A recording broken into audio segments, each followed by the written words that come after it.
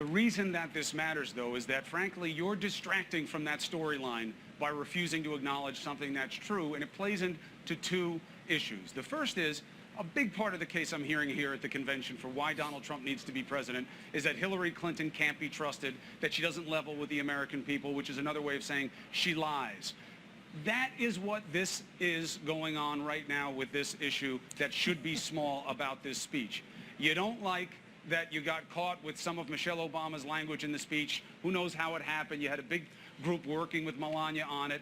You don't want to acknowledge it because that's the way this campaign works. That plays into the second problem, which is that when faced with something that you did wrong, you just deny it, no matter whether it's true or not, whether it's the man who has a developmental disability who works for the New York Times and Donald Trump mocks him and then says, no, I didn't.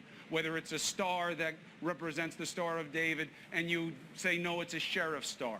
There is a pattern, whether it's Barron, John Miller, that was really Donald Trump. There's a pattern of denying the obvious. What happens when you're running the government of the United States and you don't want to deal with what happens then? That's the concern. That's why I don't understand you won't just own this little thing and move on.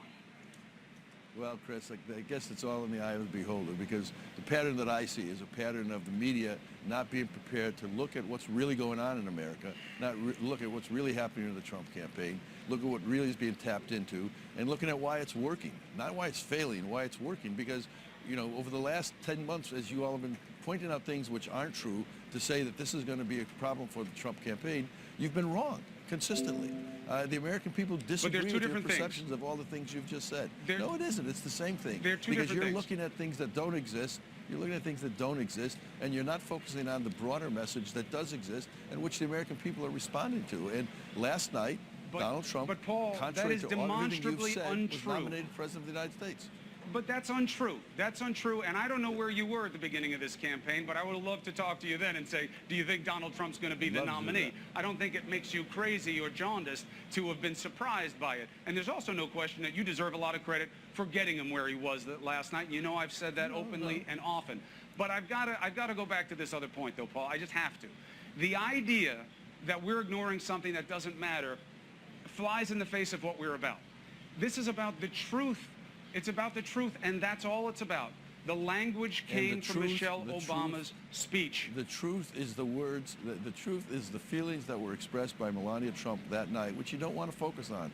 It was the message that she was communicating. That's the truth. And that message reflected her heart. Of course I want to focus on it. We say she gave a good speech. We say it was compelling. Well, then move on. The words were the same that Michelle Obama. But I can't move on because you keep lying about it, so I can't move on from it. Because I have to talk about what is true. Did a portion of the language of that speech come from Michelle Obama's speech, yes or no?